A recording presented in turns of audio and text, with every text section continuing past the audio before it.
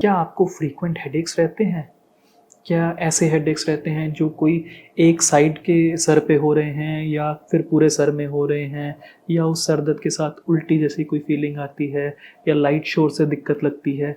ऐसे कोई भी सर दर्द अगर हो रहे हैं आपको या आपके आसपास वालों को, तो ये वीडियो आपके लिए है, जिसमें हम डिस्क्राइब करने जा रहे हैं माइग्रेन हेडेक्स को, जो एक बहुत कॉमन कारण रहता है हेडेक्स का, पर आमतौर पे हम सब लोग उसको एक नॉर्मल हेडेक की तरह पास कर देते हैं और इसलिए उसका इलाज नहीं करते। होता क्या है कि वो फ्रीक्वेंसी बढ़ती रहती है और वो फिर रोज़ ही आपको परेशान करने लग जाता है। तो इसलिए हम चाह रहे हैं कि ये एक ऐसी बीमारी है जिसको हम दवा, लाइफ़स्टाइल, इन सब चीज़ों से कंट्रोल कर सकते हैं। तो आइए थोड़ा सा विस्तार में जानने की कोशिश करते हैं माइग्रेन के बारे में। ये होता क्यों है, इसके ट्रिगर्स क्या हैं, इसको कैसे प्रिवेंट किया जा सकता है और इसका एक्यूट ट्रीटमेंट कैसे करते हैं। नमस्कार, मैं हूं doctor Sameer Arora, consultant neurologist, मेडसाक advance super speciality clinics Gurgaon. आज हम जिस बीमारी के बारे में बात कर रहे हैं वो है माइग्रेन। माइग्रेन एक न्यूरोलॉजिकल डिसऑर्डर है। ये हेडेक्स, जो हम प्राइमरी हेडेक्स की बात करते हैं, उसमें सबसे कॉमन हेडेक्स में माइग्रेन एक हेडेक रहता है। आमतौर पे जो माइग्रेन हेडेक्स होते हैं, ये या तो सर के एक हिस्से में हो सकते हैं या कभी कभी पूरे सर में हो सकते हैं। ये जैसे इनके एडिशनल जो कैरेक्टर्स होते हैं हेडेक्स के, जैसे कि सर में चबक चबक वाली फीलिंग आना, या फिर ऐसा फीलिंग आना जैसे कोई हथौड़ा मार रहा है सर के अंदर, ऐसी फीलिंग आना। इसके साथ अक्सर लोगों को उल्टी जैसा मन होता है। ज़रूरी नहीं है कि उल्टी आए, लेकिन एक उल्टी जैसा मन रहता है जिसे हम नौसिया बोलते हैं। और आमतौर पे जो मरीज़ होता है उसको ऐसा मन करता है कि बिल्कुल शांत कमरे में सो जाए, किसी से बात ना करे, लाइट बंद रखे, साउंड्स ना आए, ऐसे ट्राई करता है अपने हेडेक को रिलीव करने के लिए। आमतौर पे माइग्रेन के जो हेडेक्स होते हैं, ये 4 घंटे से लेकर 72 घंटे तक चल सकते हैं। 72 घंटे मैंने 3 दिन तक ये सर दर्द चल सकता है अगर आप इसको कंट्रोल ना करें तो। बहुत बार ऐसा होता है कि मरीज़ आते हैं जिनको 2-3 महीने में कभी एक बार सर दर्द होता है, या फिर कुछ ऐसे मरीज़ भी आते हैं जिनको रोज़ाना सर दर्द होता है, या फिर ऐसे मरीज़ भी रहते हैं जिनको हफ्ते में 1 या 2 बार सर दर्द हो जाते हैं। इसके बहुत सारे ट्रिगर फैक्टर्स रहते हैं, जिसमें सबसे कॉमन जो ट्रिगर फैक्टर है वो स्ट्रेस होता है। आमतौर पे जैसे ही लोग स्ट्रेस लेते हैं, ये हेडेक्स ज़्यादा होने लग जाते हैं। इससे पहले कि हम बाकी ट्रिगर्स के बारे में डिस्कस करें, हम ये बात करना चाहते हैं कि माइग्रेन ज़्यादातर किन में होता है। माइग्रेन ज़्यादातर फीमेल्स में होता है। महिलाओं में माइग्रेन ज़्यादा होने के कारण कई सारे हैं, जिसमें सबसे पहला कारण है हार्मोनल जो चेंजेस आते हैं फीमेल्स में रिप्रोडक्टिव एज ग्रुप में, यानी कि 20 से 45 साल की एज में जब वो हार्मोनल चेंजेस आते हैं, उससे सबसे ज़्यादा हेडेक्स की फ्रीक्वेंसी पे असर पड़ता है। इसके अलावा सोशल रिस्पॉन्सिबिलिटीज़, जॉब, घर की रिस्पॉन्सिबिलिटी और जो ये सारे स्ट्रेसफुल फैक्टर्स रहते हैं, इसकी वजह से फीमेल्स, मतलब करीबन 66% ऑफ दी पेशेंट्स ज़्यादातर फीमेल्स होती हैं माइग्रेन की। तो हमें ये जानना है कि हम इसको कैसे, अदर जैसे हमने स्ट्रेस की बात करी, इसके अलावा और कौन से फैक्टर्स हैं जो माइग्रेन को ट्रिगर कर सकते हैं। देखिए, हमारा जो ब्रेन होता है वो रूटीन पसंद करता है। तो रूटीन में जो 3 चीज़ों की रूटीन होती है, खाना, सोना और फिजिकल एक्टिविटी। ब्रेन चाहता है कि ये तीनों चीज़ें बिल्कुल टाइम पे परफेक्टली रहें। जैसे उसका तीनों टाइम का खाना प्रॉपर टाइम पे रहे। ऐसा नहीं है कि कभी 8 बजे नाश्ता किया तो कभी 10 बजे, कभी 2 बजे लंच किया तो कभी 4 बजे, कभी 8 बजे डिनर किया तो कभी 11 बजे। वो फ्लक्चुएशंस नहीं चाहिए। रूटीन मतलब रूटीन, टाइम टू टाइम सब कुछ होना। उठने का टाइम फिक्स होना चाहिए, सोने का टाइम फिक्स होना चाहिए। इसके अलावा एक डेली रूटीन फिक्स करनी है जिसमें हम फिजिकल एक्टिविटी को एक टाइम बाउंड फिक्स कर लें कि हमें ये टाइम पे फिजिकल एक्टिविटी करना है। जैसे कि सुबह उठे तो एक आधे घंटे का टाइम विंडो लिया जिसमें फिजिकल एक्टिविटी कर रहे हैं, जिसमें कि साइकिलिंग, वॉकिंग, रनिंग या फिर योगा, मेडिटेशन।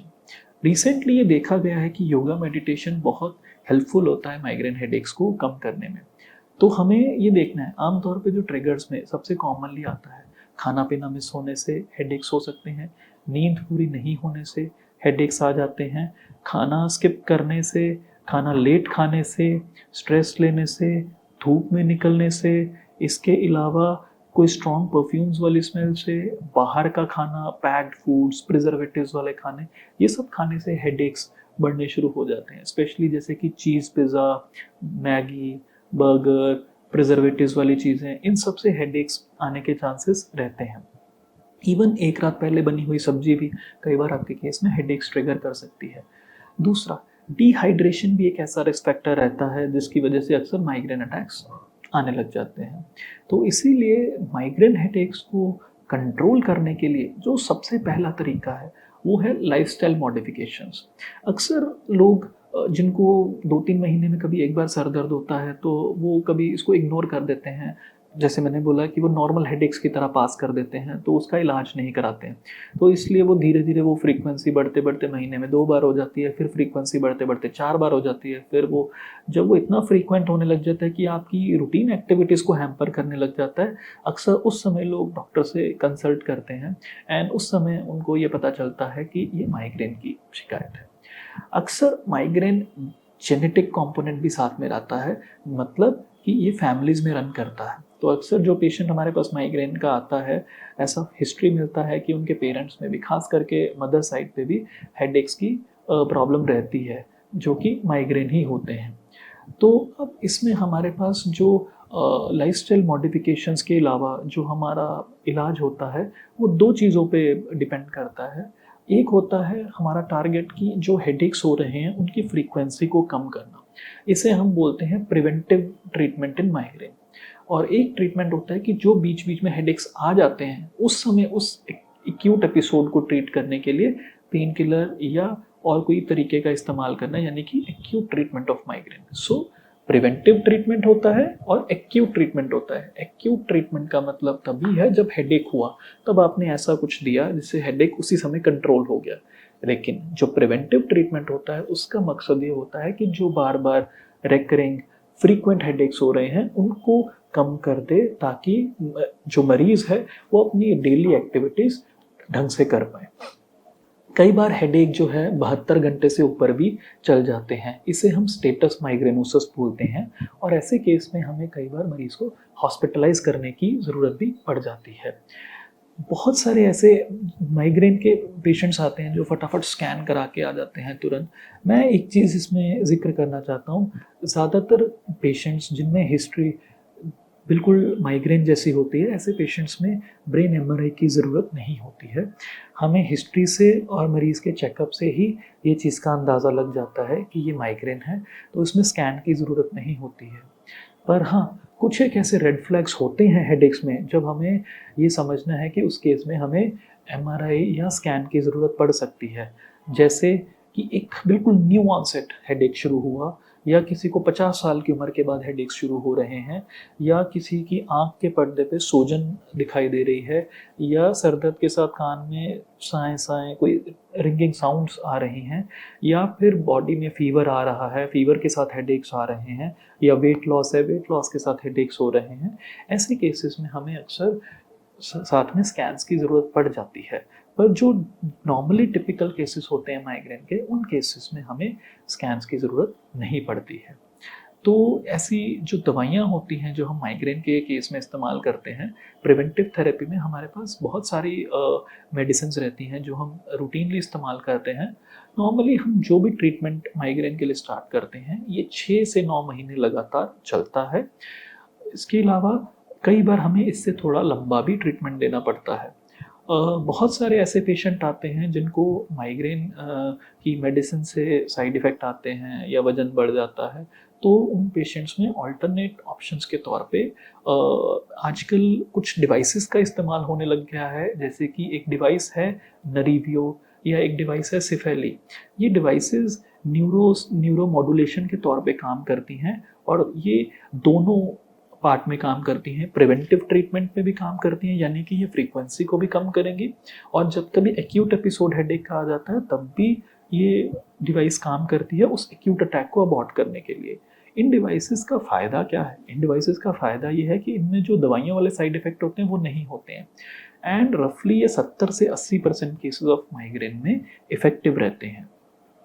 तो हमें सबसे पहले डायग्नोसिस एक बार जब माइग्रेन का बन जाता है, लाइफस्टाइल मॉडिफिकेशंस के साथ साथ या तो दवाइयाँ या फिर न्यूरोमॉड्यूलेशन का इस्तेमाल हम कर सकते हैं।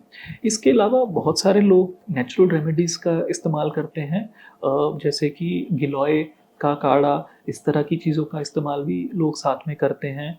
तो पानी का इंटेक अच्छा रखना, ये नेचुरल रेमेडीज़ का इस्तेमाल करना, ये सारी चीज़ें ओवरऑल हेल्थ और वेलबींग में हेल्प करती हैं। और जो स्ट्रेस कम से कम लेना, इससे हम माइग्रेन की हेडेक्स को बहुत हद तक कंट्रोल कर सकते हैं। तो माइग्रेन कोई जानलेवा बीमारी नहीं है, हमें ये चीज़ समझनी है। पर हाँ, it is a disabling disease. Disabling disease मतलब कि अगर आप हेडेक्स कंट्रोल नहीं कर रहे हो, तो आपकी डेली रूटीन एक्टिविटीज़ हैम्पर होंगी, आप काम नहीं कर पाओगे, आपकी जो वर्क क्वालिटी है वो हैम्पर होती है। तो इसलिए इसका इलाज ज़रूरी हो जाता है। माइग्रेन की जो प्रिवेंटिव थेरेपी के बारे में, जिसके बारे में हमने ज़िक्र किया, नॉर्मली हम तब शुरू करते हैं अगर किसी को महीने में 2 बार से ज़्यादा बार हेडेक्स हो रहे हैं, तो हम आमतौर पे माइग्रेन हेडेक्स के लिए रेगुलर प्रिवेंटिव थेरेपी का ट्रीटमेंट करते हैं। या फिर जो हेडेक अगर हो रहे हैं, बहुत सीवियर हैं और इंसान अपने काम नहीं कर पा रहा, तो हम प्रिवेंटिव थेरेपी का इस्तेमाल करते हैं। या फिर अगर पेशेंट खुद चाहता है कि वो और फर्दर जितनी फ्रीक्वेंसी उसको और कम करना चाहता है, तो हम ये प्रिवेंटिव थेरेपी का इस्तेमाल करते हैं।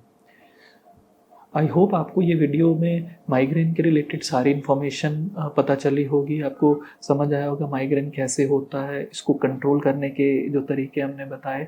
इसके अलावा जो जब भी दवाइयों के रिलेटेड हमें कोई भी जानकारी रहती है, तो हम आगे अपने डॉक्टर से मिलते हैं इस चीज़ की फर्दर जानकारी के लिए। आप फर्दर अपडेट्स के लिए हमारे चैनल पे ट्यून्ड रहिए, हमारे फर्दर वीडियोज़ को देखते रहिए। Thank you so much.